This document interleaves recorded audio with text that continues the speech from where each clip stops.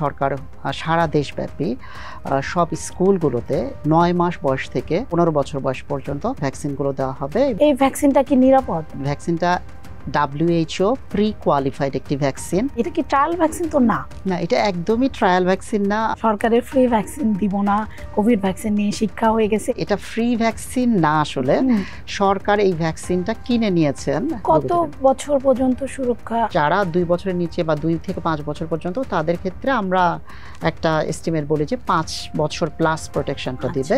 কিন্তু যারা 5 বছরের উপরে দিচ্ছে ভ্যাকসিন, তাদের ক্ষেত্রে এটা 7 ইয়ার্স পর্যন্ত প্রোটেকশন দিবে টাইফয়েড থেকে।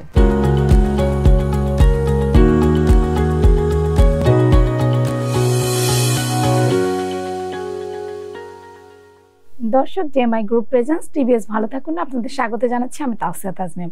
আজ আমরা কথা বলবো শিশুদের টাইফয়েড ভ্যাকসিন নিয়ে। এই বিষয়ে কথা বলতে আমাদের সঙ্গে আছেন ডাক্তার মোহাম্মদ শাহিদুর রহমান, আবাসিক চিকিৎসক ও কনসালটেন্ট, শিশু বিভাগ, ঢাকা মেডিকেল কলেজ হাসপাতাল। আমাদের অনুষ্ঠানে আপনাকে স্বাগতম। ধন্যবাদ আপনাকে আমাকে পরিচয় করে দেওয়ার জন্য অসংখ্য ধন্যবাদ। আমরা জানি যে আগামী 12 তারিখ থেকে সরকার প্রথমবারের মতো টাইফয়েড ভ্যাকসিনের একটা ক্যাম্পেইন হচ্ছে। আপনি আমাদের এই ক্যাম্পেইনটা সম্পর্কে এবং ভ্যাকসিনটা সম্পর্কে বলবেন। আচ্ছা, আগামী অক্টোবরের 12 তারিখ থেকে সরকার সারা দেশব্যাপী সব স্কুলগুলোতে 9 মাস বয়স থেকে ক্লাস 9 পর্যন্ত আমরা বলছি, আবার আর একটা ভাবে বলা হচ্ছে 15 বছর বয়স পর্যন্ত। তবে এই ক্ষেত্রে যেটা বলা হচ্ছে ক্লাস 9-এ পরে, কিন্তু 15 বছরের বেশিও যদি হয়, তারাও কিন্তু এই ভ্যাকসিনের আওতায় আসবে আর কি। হ্যাঁ, তো এই নিয়ে আমাদের আর কি একটা বিশাল প্রোগ্রাম শুরু হচ্ছে। প্রথম 10 দিন আমরা স্কুলগুলোতে এই ভ্যাকসিন ক্যাম্পেইনটা চালাবো। এর পরবর্তীতে আমরা আরও 18 দিন আমাদের যে স্থায়ী কেন্দ্রগুলো রয়েছে সেখানে ভ্যাকসিনগুলো দেওয়া হবে, এবং কেউ যদি আসলে বাদ পড়ে যায় তাদের জন্য ব্যবস্থা আমরা রাখছি, তাদের ভ্যাকসিনেশনের জন্য আমরা চেষ্টা করব। আচ্ছা, সবকিছু নিয়ে মানুষের একটা উদ্বেগ থাকে, ভয় থাকে।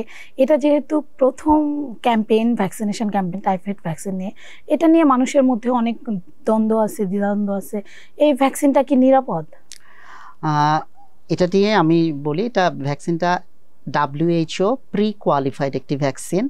WHO যখন কোনো ভ্যাকসিনকে প্রি কোয়ালিফাইড করে, এটি সম্পূর্ণ নিরাপদ জানার পরে এই ভ্যাকসিনটাকে প্রি কোয়ালিফাইড করা হয়। এছাড়া আমাদের যে গ্লোবাল অ্যাডভাইজারি বোর্ড আছে ভ্যাকসিন সেফটির উপরে, তারাও ওই ভ্যাকসিনটিকে সম্পূর্ণ নিরাপদ হিসেবে ঘোষণা করেছেন। এবং তারপরে কিন্তু আমরা এই যে টাইফয়েড কনজুগেট ভ্যাকসিনটা দিচ্ছি। এটা আমাদের দেশে হয়তো প্রথমবারের মতো আমরা ভ্যাকসিনটা শুরু করছি, কিন্তু এটা বিভিন্ন দেশে অলরেডি ভ্যাকসিনটা দেওয়া হয়ে গিয়েছে। আমরা একটু এটা বরঞ্চ বলতে পারেন যে আমরা একটু দেরিতেই শুরু করলাম। কোন কোন দেশে দিয়েছে মানে আপনি জানেন বোধহয়, যে আপনার কাছেও অনেক ফোন নিশ্চয়ই আসে যে অভিভাবকরা বলছে যে আমার বাচ্চার উপর ট্রায়াল করতে দিব না, আমার বাচ্চা গিনিপিগ না। এটা কি ট্রায়াল ভ্যাকসিন তো না? না, এটা একদমই ট্রায়াল ভ্যাকসিন না। আমি প্রি কোয়ালিফাইড বলতে যেটা বোঝাতে চাচ্ছি, এই ভ্যাকসিনটা অলরেডি এস্টাবলিশড ভ্যাকসিন, এবং এস্টাবলিশড হওয়ার পরেও এই ভ্যাকসিনটা পাকিস্তান, নেপালে অলরেডি 1 বছর ধরে সেখানে এই ভ্যাকসিনটা, ওরাও ভ্যাকসিন ক্যাম্পেইনটা করেছে। এবং এতে করে দেখা গিয়েছে নেপালে আমরা দেখেছি যে 76% বা 76%-এরও বেশি এখন টাইফয়েডের প্রকোপ কমে গিয়েছে। আপনারা জানেন হয়তো, যেটা আমি জানাতে চাই সেটা হচ্ছে সারা পৃথিবীতে প্রতি বছর 21 মিলিয়নের বেশি মানুষ আসলে টাইফয়েডে আক্রান্ত হয়, যার মধ্যে দেখা যাচ্ছে যে আমাদের এই যে রিজন, সাউথ এশিয়া রিজন যেটা, সেখানে কিন্তু 62%-এরও বেশি মানুষ টাইফয়েডে আক্রান্ত হয়। কারণ হচ্ছে আমাদের স্যানিটেশন, হাইজিনগুলো আপনারা জানেন, খাবারের কোয়ালিটি, এগুলো নানান ইস্যু রয়েছে, যে কারণে প্রতি বছর প্রচুর পেশেন্ট আসলে টাইফয়েডে আক্রান্ত হচ্ছে, মানুষ টাইফয়েডে আক্রান্ত হচ্ছে, এবং এর মধ্যে থেকে দেখা যাচ্ছে 2 থেকে 6 লাখ মানুষ কিন্তু টাইফয়েডে আক্রান্ত হওয়ার পরে মারা যাচ্ছে।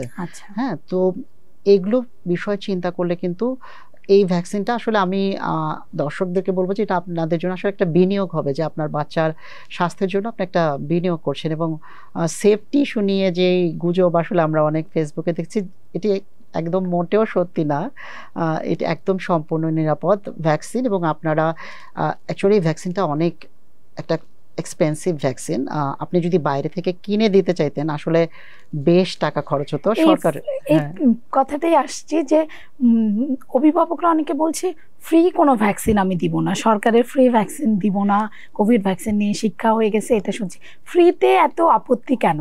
আচ্ছা, প্রথম কথা হচ্ছে এটা ফ্রি ভ্যাকসিন না, আসলে সরকার এই ভ্যাকসিনটা কিনে নিয়েছেন। হ্যাঁ, মানে গ্লাক্সোস্মিথ কাইন একটা কোম্পানি আছেন আপনারা জানেন, হ্যাঁ, যেটা বাংলাদেশে এককালে ছিল, এখন নাই, কিন্তু ওরা এই ভ্যাকসিনটা প্রডিউস করেছে এবং সরকার এই ভ্যাকসিনটা কিনে নিয়েছে তাদের কাছ থেকে। এবং এই মানিগুলো আসলে আমরা হচ্ছে যে গ্লোবাল ভ্যাকসিন গাভি এবং বিভিন্ন WHO অ্যালায়েন্স ওরা আছে, WHO সবাই মিলে ফান্ডিং করা হয় আর কি। এবং আমরা সবসময় কোনো ভ্যাকসিন স্টার্ট করার সময় দেখি আসলে মানুষের যে ইকোনমিক বার্ডেন কত হচ্ছে এই ডিজিজটা হওয়ার কারণে। মানে আপনি জানেন বাংলাদেশের ম্যাক্সিমাম মানুষের আউট অফ পকেট এক্সপেন্ডিচার যেটা আমরা বলি 75% কিন্তু। হ্যাঁ, আপনি আপনার দেখা যাচ্ছে চিকিৎসাতেই অনেক ব্যয়, আপনি যে টাকা ইনকাম করছেন ম্যাক্সিমাম টাকা চিকিৎসা ক্ষেত্রে ব্যয় হয়ে যাচ্ছে। তো এটা কিন্তু একটা আমাদের মাথা ব্যথা যে আমরা আমাদের মানুষকে তো এভাবে মানে দিনকে দিন গরিব করে ফেলতে পারি। প্রতিরোধযোগ্য যে রোগটা সেটা তো প্রতিরোধযোগ্য, যেখানে এই ভ্যাকসিনটা মানে যেটা আপনি বললেন যে ফ্রি কিনা, আসলে প্রথম কথা তো ফ্রি না, আমরা কিনে নিয়েছি, কিন্তু আমরা বাংলাদেশের জনগণের জন্য সরকার এটা ফ্রি দিচ্ছেন, সেটা আপনি বলতে পারেন। যে কারণ জনগণের প্রতি ফ্রিটা কিন্তু হঠাৎ হয়নি, সেই অনেকদিন ধরে চেষ্টাও চলেছে, অনেক তদবির হয়েছে, তারপরে কিন্তু ফ্রি পেয়েছে। কারণ জনগণের স্বাস্থ্য তো সরকারের রেসপন্সিবিলিটি, সেই জন্য সরকার চেষ্টা করবে যে জনগণের জন্য ভালো যেটা হয় সেটা কিনে হলেও সেটা যাতে জনগণকে দেওয়া যায়, সেটা হচ্ছে সরকারের প্রচেষ্টা। আসলে আরেকটা প্রশ্ন অনেকেই করছে, সেটা হলো যে এই ভ্যাকসিনটা কি সিঙ্গেল ডোজের ভ্যাকসিন? এটা শুধু কি ইনজেক্টেবল ভ্যাকসিন আছে নাকি ওরাল ভ্যাকসিন আছে? আচ্ছা, টাইফয়েডের ভ্যাকসিন আসলে 3 ধরনের ভ্যাকসিন বাজারে অ্যাভেলেবেল আছে। একটি হচ্ছে টাইফয়েড কনজুগেট ভ্যাকসিন, আরেকটি হচ্ছে টাইফয়েড আনকনজুগেট পলিস্যাকারাইড ভ্যাকসিন, আর আরেকটা হচ্ছে ওরাল লাইভ ভ্যাকসিন আর কি। এর মধ্যে দুটো ভ্যাকসিন ইনজেকশনের মাধ্যমে দিতে হয়, একটা হচ্ছে টাইফয়েড কনজুগেট এবং টাইফয়েড পলিস্যাকারাইড ভ্যাকসিন। তো এর মধ্যে যেটা কনজুগেট ভ্যাকসিন সেটা দিয়ে আমরা আমাদের ক্যাম্পেইনটা করছি, কারণ এটার এফিকেসিটা অনেক ভালো এবং এটার একটা সিঙ্গেল ডোজ দিলে এটার প্রোটেকশন রেট অনেক বেশি আর কি, মানে দীর্ঘমেয়াদী সুরক্ষা দিবে। কত বছর পর্যন্ত সুরক্ষা আনুমানিক আর কি? আচ্ছা, এই সুরক্ষার ব্যাপারটা নির্ভর করে বয়সের উপরে। আসলে যদি 2 বছরের নিচে হয় এক ধরনের সুরক্ষা দিবে, 2 থেকে 5 বছর পর্যন্ত এক ধরনের সুরক্ষা দিবে, 5 বছরের উপরে যারা দেবে তাদের ক্ষেত্রে সুরক্ষাটা মানে আরো একটু বেশি হবে। তাহলে যারা 2 বছরের নিচে বা 2 থেকে 5 বছর পর্যন্ত, তাদের ক্ষেত্রে আমরা একটা এস্টিমেট বলি যে 5 বছর প্লাস প্রোটেকশনটা দিবে। কিন্তু যারা 5 বছরের উপরে দিচ্ছে ভ্যাকসিন, তাদের ক্ষেত্রে এটা 7 ইয়ার্স পর্যন্ত প্রোটেকশন দিবে টাইফয়েড থেকে। তো এখন যারা এই ভ্যাকসিনটা নেবে সেই শিশুরা আরো 5 বছর বা 7 বছর পর আবার তাদের এই ভ্যাকসিনটা নেওয়ার প্রয়োজন হতে পারে? হ্যাঁ, হতে পারে, মানে এটা ডিপেন্ড করে আর কি। আসলে আমরা যদি হেলথ প্রমোশনের যে ব্যাপারগুলো আছে, আমরা হাইজিন মেনটেন করি, আমাদের খাবার দাবার ঠিক থাকে, স্যানিটেশন আমাদের যদি আরো ইমপ্রুভ হয়, তাহলে হয়তো দেখা যাবে যে বাংলাদেশে টাইফয়েডের প্রকোপই অনেক কমে গেছে, তাই না? আপনি টাইফয়েডের প্রকোপের নিয়ে কথা বললেন, আপনি বোধহয় এই কথাটাও শুনছেন যে হঠাৎ করে অভিভাবকরা অভিযোগ করছে হঠাৎ টাইফয়েড কেন? টাইফয়েডের কথা তো শুনি না, আসলে কি বাংলাদেশে টাইফয়েড হয় না? বাংলাদেশে ওয়ান অফ দ্য লিডিং, আমাদের হসপিটালে যে পেশেন্ট অ্যাডমিশন হয় তার মধ্যে যে সব পেশেন্ট হয় তার মধ্যে টাইফয়েড একটি সবচেয়ে মানে কমন যে অসুখগুলো হয় তার মধ্যে টাইফয়েড একটি সবচেয়ে কমন অসুখ। এবং এটার কমন এজটা হচ্ছে 5 থেকে 19 বছর। কেন? মানে এবং দেখা যাচ্ছে গ্রীষ্মকালের দিকে বেশি হয় দেখা যায়, কারণ এই সময়টাতে বাচ্চারা স্কুলে যায় এবং আমরা দেখি স্কুলের সামনেই দেখবেন বিভিন্ন আইসক্রিমের দোকান, বিভিন্ন পানির সঙ্গে একটা সম্পর্ক আছে। হ্যাঁ, মানে এই যে খাবার আনহাইজেনিক খাবার বা এগুলো যে ছোট বাচ্চারা গরমের কারণে অনেক শরবতের দোকানও আপনি দেখেন মানে নিয়ে খেয়ে ফেলতেছে। এবং এই রোগটা আসলে মানে আমরা যেটা বলি মানে ফিকো ওরাল, মানে আপনি কন্টামিনেটেড যে দূষিত পানি বা খাবারের মাধ্যমে আপনি খেলে এই অসুখটা হয় আর কি। এবং আমরা প্রচুর পেশেন্ট পাচ্ছি এবং যে জন্যই আসলে এই ভ্যাকসিনেশনটাতে আমাদের যেতে হচ্ছে আসলে এই ডিজিজ বার্ডেনের কারণে। একটা হলো ডিজিজ বার্ডেন, আপনি বললেন যে হসপিটাল স্টেটা বেশি হয়, বেশি দিন হসপিটালে থাকতে হয়, আবার মৃত্যু হারও আছে বেশি মোটামুটি। আরেকটা বিষয় আপনি বলেছিলেন যে এটার কি অন্য কোনো অর্গান ড্যামেজ বা এরকম কোনো কোনো ঝুঁকি থাকে কি? হ্যাঁ, এটা নিয়ে যেটা বা কোনো কিছু? তথ্য হচ্ছে সাধারণ দর্শকদের জন্য, টাইফয়েড থেকে জটিলতা হয় না এরকম কোনো মানে ব্যাপার নেই। মানে শরীরের প্রতিটি অঙ্গ আক্রান্ত হতে পারে টাইফয়েড থেকে, এবং টাইফয়েড থেকে আপনি দেখা যাচ্ছে ব্রেনে আক্রান্ত হয়ে মেনিনজাইটিস হতে পারে, কিডনি আক্রান্ত হতে পারে, হার্ট আক্রান্ত হতে পারে, আমাদের হাড় আক্রান্ত হতে পারে। আমরা যেমন টাইফয়েড থেকে অস্টিওমাইলাইটিস হতে পারে, ব্রেনে আক্রান্ত মেনিনজাইটিস, স্ট্রোকের মতো ফিচার হতে পারে। এবং আমরা অনেক বাচ্চাকে দেখেছি টাইফয়েড জনিত কারণে 4 হাত পা প্যারালাইসিস, মানে একটা প্রতিবন্ধিতা চলে আসতে পারে। হ্যাঁ, এটা মানে এটার জটিলতা অনেক বেশি। যার ট্রিটমেন্ট যদি ঠিক মতো না হয় তাহলে সেই বাচ্চার জন্য কিন্তু এটা অনেক মানে দীর্ঘমেয়াদী সমস্যা হয়ে দাঁড়াতে পারে। মানুষের যে দ্বিধাটা, আপনি যেহেতু ইপিআই ভ্যাকসিনেশনের সঙ্গেও যুক্ত সরকারের, আপনি আমাদের একটু বলেন যে ইপিআই ভ্যাকসিন তো মানুষজন নিচ্ছে, সেটা তো ভয় পাচ্ছে না, এটাও তো সেরকমই একটা ভ্যাকসিন। হ্যাঁ, এই বিষয়ে আমাদের একটু আচ্ছা, প্রথম কথা হচ্ছে এক্সপ্যান্ডেড প্রোগ্রাম অন ইমিউনাইজেশন। কথাটার মানেই হচ্ছে যে আমরা দিনকে দিন নতুন ভ্যাকসিন আমাদের এই প্রোগ্রামে যুক্ত করব, তাই তো? তো আমাদের প্রোগ্রামের এই মোটো থেকে আমরা কিন্তু টাইফয়েড ভ্যাকসিনটাকেও আস্তে আস্তে এটা ইপিআই প্রোগ্রামে যুক্ত হয়ে যাবে আর কি। হ্যাঁ, তো এটা একটি নিরাপদ ভ্যাকসিন না হলে তো আমরা ইপিআই প্রোগ্রামে এটা যুক্ত করতেছি না। এবং আমাদের প্রায় 5 কোটি বাচ্চাকে নিয়ে তো সরকার ট্রায়াল করবে না, মানে সরকারের তো একটা দায়বদ্ধতা আছে। এবং হ্যাঁ, আমাদের টার্গেটটা আপনি বলেই দিলেন যে প্রায় 5 কোটি, এবং আমরা আগামী 5 বছর ধরে এই টার্গেটটা অ্যাচিভ করতে চাই যে সব স্কুল গোয়িং বাচ্চা যারা আছে তারা যাতে এই ভ্যাকসিনটার আওতায় চলে আসে, সেটা হচ্ছে আমাদের টার্গেট আসলে। আবার অভিভাবকরা এটাও ভাবছে যে এবছরটা দেখি, পরের বার না হয় নিব, এটা কি ভালো সিদ্ধান্ত হতে যাচ্ছে? আমাদের ব্যাপারটা হচ্ছে যে আপনি ভ্যাকসিন নিলে নিরাপদ থাকলেন। হ্যাঁ, আপনি ওই চিন্তা থাকলে না যে আমার বাচ্চা আবার টাইফয়েড হবে কিনা, হইলে আমি আবার কি করব।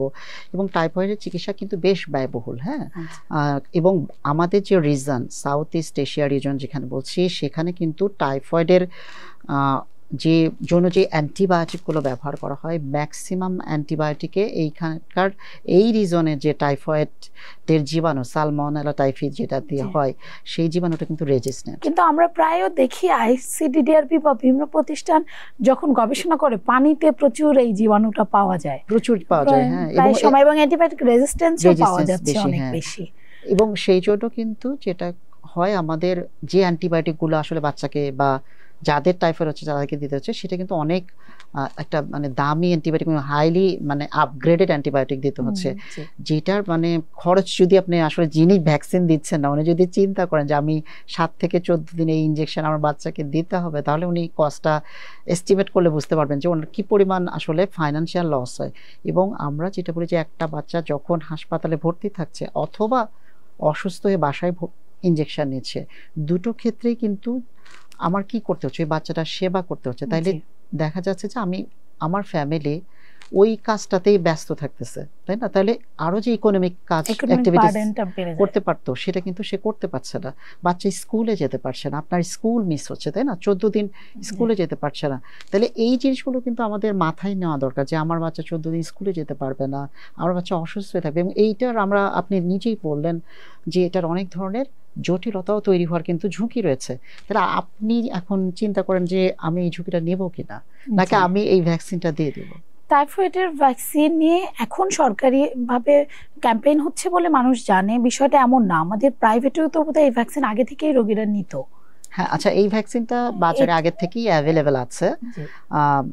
আসলে সব ডাক্তাররা সবসময় প্রেসক্রাইব করতো না, কারণ হচ্ছে ভ্যাকসিনটা আমি বলেছি একটু দামি ভ্যাকসিন, এই জন্য আসলে ওইভাবে সবাই প্রেসক্রাইবও করা হয় না। কারণ মানুষকে বললে এত টাকা দিয়ে একটা ভ্যাকসিন দিবে কিনা সেটাও একটা ব্যাপার ছিল, সেই জন্য মানে ওইভাবে দেওয়া হতো না। আরো বাজারে যেটা বেশি অ্যাভেলেবেল ছিল সেটা ওরাল ভ্যাকসিন।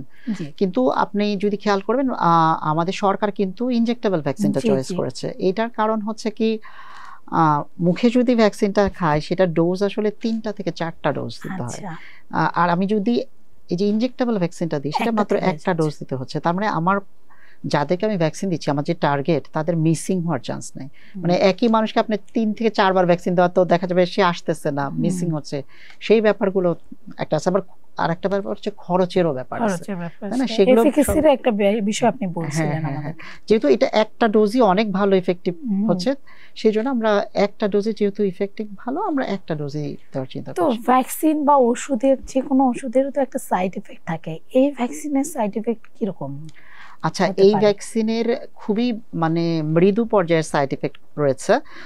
যেমন ভ্যাকসিন দিলে যেটা হয় যে ব্যথা পাওয়া, ঠিক আছে, ব্যথা পাবে। মানে এখন স্কুলে যেটা হতে পারে, আমরা স্কুলে বাচ্চাদের এখন দেখছি দিই, তখন দেখা যাচ্ছে একটা বাচ্চা ব্যথা পেলে আরো বাচ্চাগুলো ভয় পায়, হ্যাঁ, যে ও তো ব্যথা পাইলো, হ্যাঁ। তো সামান্য ব্যথা পাবে আসলে। আর আমরা আমাদের যে যারা আসলে ভ্যাকসিনটা দিবেন, হ্যাঁ, মাংসপেশিতে কি দিবে? হ্যাঁ, মাংসপেশিতেই তো দিবে। তো যারা ভ্যাকসিন দিতে যাবে তাদেরকে আমরা ভালো মতো ট্রেনিং দেওয়া হয়েছে অনেক দিন ধরে। সো আশা করি ব্যথা অবশ্যই পাবে, কিন্তু ব্যথাটা অনুভবটা কম হবে, যতটুকু আর কি অল্প পায় সেইভাবেই ওনারা ভ্যাকসিনটা দিবে। এটা হচ্ছে যে প্রথম আমরা বলি। এছাড়া অনেকে জ্বর আসতে পারে, যেদিন ভ্যাকসিন দিচ্ছেন সেদিনটাতে জ্বর আসতে পারে মৃদু। এছাড়াও কিছু আনকমন কমপ্লিকেশনের মধ্যে র্যাশ আসতে পারে বা এরকম আসতে পারে, কারো অ্যালার্জিক রিয়াকশন হতে পারে। সবচেয়ে খারাপ যেই জিনিসটা হইতে পারে, মানে ধরেন অ্যানাফাইলেকটিক রিয়াকশন হতে পারে, যে ভ্যাকসিন দিলে ভ্যাকসিনটা সহ্য নাও হতে পারে। এটা তো ধরেন, কিন্তু এটা রেট খুবই রেয়ার রেট, আমি বলছি। এটা সব ভ্যাকসিনেই থাকে, সব ভ্যাকসিন সব ওষুধে থাকে, হ্যাঁ। তার মানে আপনি যেই এরকম কিছু হলে আপনারা কি করবেন? স্বাস্থ্য অধিদপ্তর কতটা প্রস্তুত? স্বাস্থ্য অধিদপ্তর ঢাকা উত্তর সিটি কর্পোরেশন, ঢাকা দক্ষিণ সিটি কর্পোরেশনের সাথে সমন্বয় করে কাজটি করছে, এবং বিভিন্ন মেডিকেল কলেজগুলো এখানের সাথে ইনভলভ আছে, এবং বিভিন্ন লোকাল যে সেন্টারগুলো সেগুলো আছে সব, এবং বিভিন্ন আপনি জানেন যে সব স্কুলগুলোতেই দেওয়া হচ্ছে। তো সব স্কুলেই কিন্তু এই ধরনের যদি কোনো পার্শ্ব প্রতিক্রিয়া দেখা দেয়, তা মানে সেটা মোকাবেলা করার জন্য প্রস্তুতি রাখা হয়েছে। এবং আমরা যদি বলি একটা কিট বা ওষুধ সম্বলিত একটা বক্স সবখানেই দেওয়া আছে, এবং আমাদের যারা ভ্যাকসিন দিচ্ছেন তারা ট্রেন্ড, যে কোনো যদি অ্যানাফাইলেকটিক রিয়াকশন যেটা আমরা বলছি এরকম যদি কখনো হয়, তাহলে সাথে সাথে ওই ইনজেকশনটা তারা ওখানে পুশ করবেন, এবং ওই পেশেন্টটাকে দ্রুততম সময়ের মধ্যে হসপিটালে ট্রান্সফার করার জন্য, এবং আমাদের হসপিটালগুলোতেও ওই ব্যবস্থা রাখা আছে। কোনো সময় যদি আনফর্চুনেটলি এরকম কোনো ইভেন্ট ঘটে, তাহলে সেটা মোকাবেলার জন্য মানে পুরোপুরি প্রস্তুতি নেওয়া আছে আসলে।